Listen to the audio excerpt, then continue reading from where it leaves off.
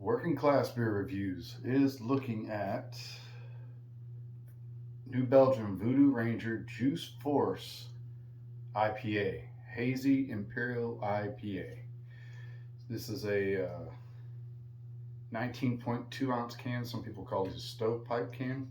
So I'm just going to crack that, trying to get into a better habit of pouring before I start talking about it.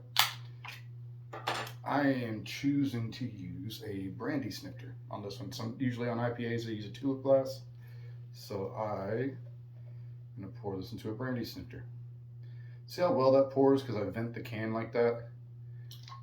People watching, I want you to please try it. Show me that you're watching and you're listening, and just you can talk about it in your video. Tell them that I won't leave you alone about it. Talking to you, Ron, Jesse, all you guys, try it. So I'm going to try to stick that out where you can see it. So let's see what we have here. This is from the official Voodoo Ranger website. ABV is 9.5. That's pretty high. The IBUs is 30. So honestly, for that strong, it's not 30 IBUs isn't really IPA height. Yeast is ale. It's an ale yeast. Hops is Mosaic, Chinook, Fado, Galaxy, Strata, Lotus, and Sabro. Malt is pale, oats, and wheat. So, yeah. And if you, there's another website I got pulled up here, beer board menu, and it says for a 12-ounce serving, it has 240 calories. That's a lot. 12 carbohydrates. That's really, I'm honestly surprised because 10 to 12, that's like around where Budweiser is as far as carbs is concerned. That seems a lot off. I would think there'd be higher carbs, but it may be just more caloric than anything than carbs. So yeah, as you see here, it's got the little Voodoo mascot on there. He's in like looks like a Air Force type uniform. Maybe if you've seen Top Gun Maverick, you'll know what I'm talking about there. This came out before that movie. This has been out for a while. I remember the first time I tried this is probably last summer, maybe last spring even. So it's been not quite a year since I started seeing it. It may have been out there. I'm going to turn on this light. I know it may not look good on camera, but it'll give me some light to look at it. Very hazy. Yeah, very hazy. Tangerine looking, I would say. You remember about 10 years ago or so when those, or maybe not quite 10 years ago, when those New England style IPAs are all the rage, and it looked like Sunny D in a glass. That's kind of what this reminds me. It's not as bright. It's a little duller in color. So, but yeah, you can't really see through it. No big chunks to speak of.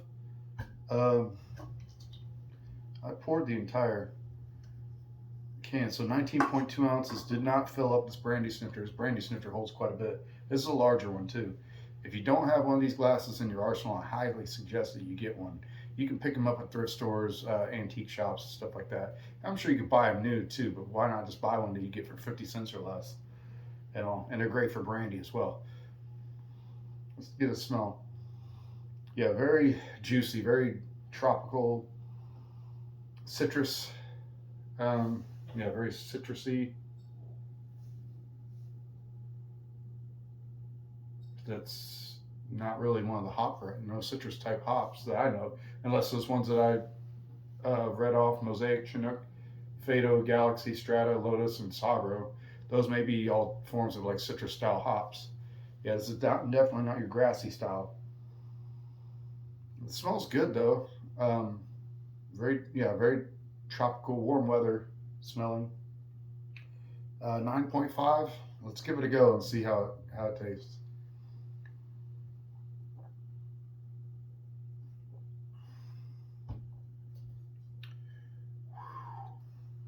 Yeah, that is heavy.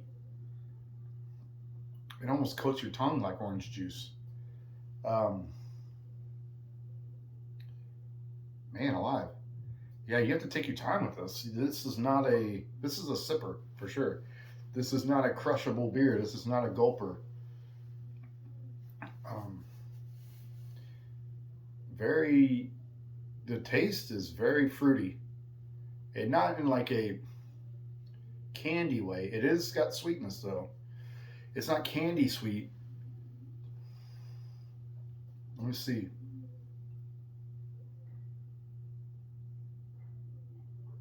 The shirt's weird, make me look way bigger than I am. Um, yeah, it definitely sticks around and lingers. Um, it coats. Hmm. It, it borders on heavy. It's close to a heavy mouthfeel. I'm not trying, and I'm not saying that to be disparaging. It just is what it is. If you had to describe it, it's got a heavy mouthfeel. It's yeah, not a dry flavor by any means. 9.5. Does it taste boozy? Not at first, but after the first few sips, you don't smell it because sometimes you can smell like beer when it's got like a alcoholic, especially your barrel aged type stuff. This is obviously not that.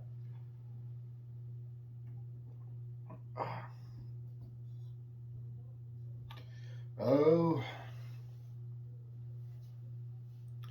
yeah, this is not something you can rush into. Um, I could almost split this with someone and be just fine. So maybe a 12-ounce serving is actually better. I got this at a discount liquor um, in Sedalia on Broadway. It was around 2.59, I think, for this can, which is okay for something that you're just wanting to get one of. I'm I'm surprised it's not hoppier. Why did they only go 30 IBUs for a IPA?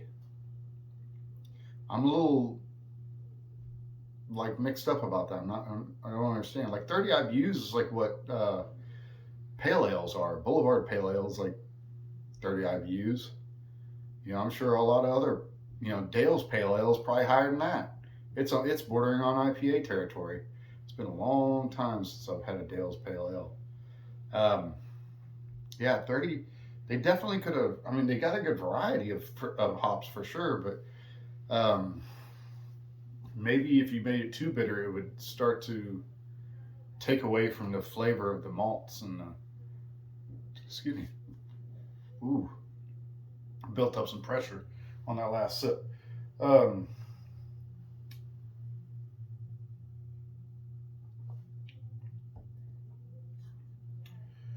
do I like it? It's decent. Um, I don't not like it. Does it make the top of my lists? No. I like the regular Imperial Voodoo Ranger, the 9%, better than this because the hop flavor is more pronounced. When I get an IPA, I want it to be hoppier. I don't mind. I mean, I like the stronger ones, the double IPAs and whatnot. Um, and it's 9. This is 9.5, so this is a touch stronger, but the flavor profile is so much different. It's not what I. It doesn't seem to fit the category, you know. But I guess because IPAs were such a selling point for the longest time, that craze has been going and going and going.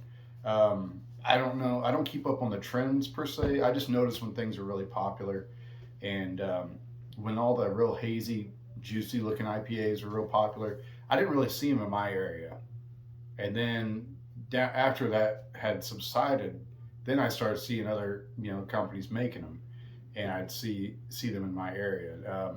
I started seeing the Elysian brand of IPAs coming around, um, which there's some of those I can get in these style cans. So those are good for reviews because I can just have buy one. I don't need to spend 10, 11, $12 on a six pack of to try one beer for a review, unless it's something I actually like.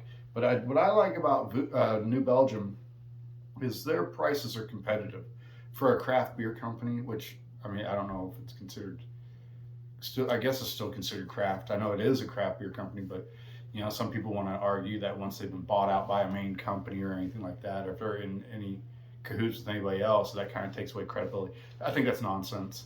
If it wasn't for stuff like that, then they wouldn't be able to expand their reach and their influence with the amazing, and if they're being picked up or even courted by other companies, that means they're doing something right. So it's good for competition. Um, yeah, I mean, it's good. Yeah, I mean, you should try it. I'm not discouraging anybody from trying it. It's not. I think this is one of those.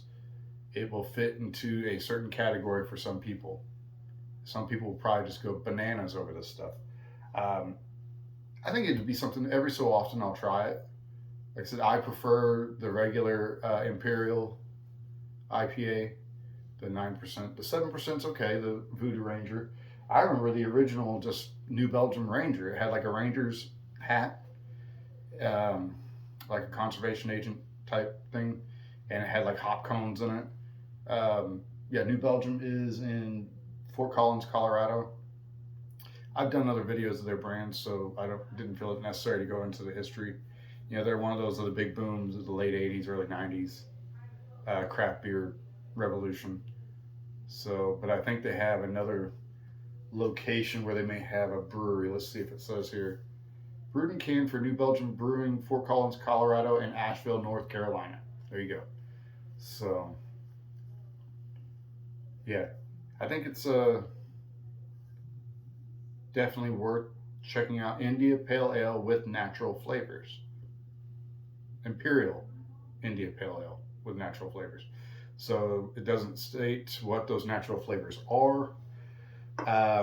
If I had to assume, they're probably some sort of a citrus, rind or juice or something, because that's definitely a prominent flavor. It's not so much like pineapple or guava or anything like that. It's definitely like orange, lemon, grapefruit, something in that main citrus category is what I'm getting out of it. So I feel like I'm rambling. Am I rambling? Am I saying too much? Am I saying not enough?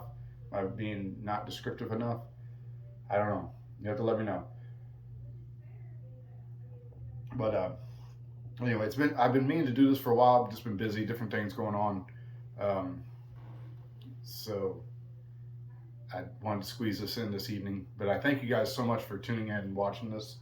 Um, Feel free to share the video with anybody if you know of anybody that else would be curious about this review or entertained by beer reviews like this. I don't go for high quality. I don't have equipment. I'm doing this on my phone in my own house. This is my bed. You see, I don't have like a studio, a place. I mean, I used to have access to different locations at work, but those locations no longer exist. So where I park my work truck at now, there's like a storage container out in the middle of a parking lot. So maybe on a sunny day, I might try to do one out there just for grins. Um, but I don't even know that, and my company may not like that, so I don't want to get myself in trouble. It'd be like trying to do it in the cab of my truck. Don't want to do that either. Um, I might try to see down the road if I can, as especially now it's getting into out of the edge of winter and into spring. Maybe I can do some outdoor, out backyard. Maybe I could do it out in a forest or something like that. And anyway, yeah. If you got any suggestions on like locations, the side of some train tracks next to some old buildings, like some local Midwest rock band has a album cover where everybody's like crouching down, something like that, or like next to a dingy inside a dingy warehouse or something, local band feel. But anyway, yeah. Any suggestions on if you want me to do anything different with my videos, see a change in something, or if you just like the way I just point and shoot and upload, then that's fine with me too. So anyway, I'm gonna take one last sip. It is strong, and yeah, it's got some. Yeah, it's got a slow creep on down, so you can tell it's definitely got some body on it. If you've had this before, let me know what you think. What do you think of New Belgium? the Voodoo Ranger series overall. If there's a particular one you like, they've had so many different types they've been putting out here lately.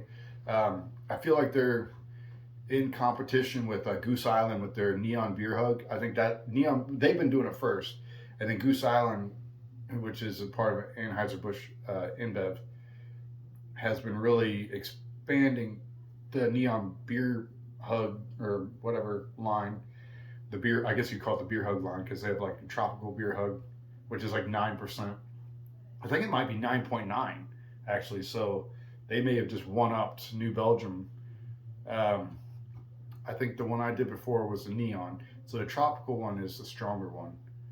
So definitely when they go stronger, probably to kind of help it out, they have to do the fruity flavored stuff, or else it might be too, I don't know, cloyingly sweet or whatever. So that maybe that just gave me an idea of why they do that. So, but I'll have to try to find a can of that tropical beer hug. That may be one of my next reviews. So keep an eye out for that one, guys. And appreciate you guys tuning in. And I will see you guys later.